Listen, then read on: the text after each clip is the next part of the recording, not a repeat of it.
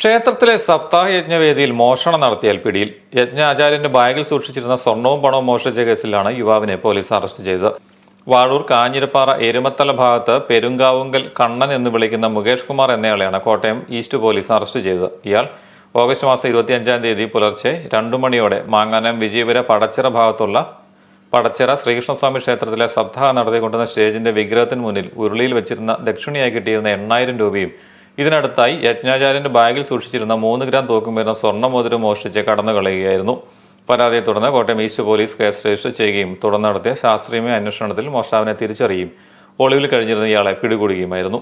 East station SHO U Sreejith, SI-മാരായ Nelson CS, Manoj Kumar B, CPO-മാരായ പ്രതീഷ് രാജ്, ലിബു ചെറിയൻ, ദീപു ചന്ദ്രൻ, അജിത്, അജീഷ് എന്നിവർ ചേർന്നാണ് ഇയാളെ അറസ്റ്റ് ചെയ്തത്. ഇയാൾക്ക് കറുകച്ചാൽ, കോട്ടയം ഈസ്റ്റ്, പാമ്പാടി, മണിമല എന്നീ സ്റ്റേഷനുകളിൽ നിരവധി ക്രിമിനൽ കേസുകൾ നിലവിലുണ്ട്. ഇയാളെ കോടതിയിൽ ഹാജരാക്കി.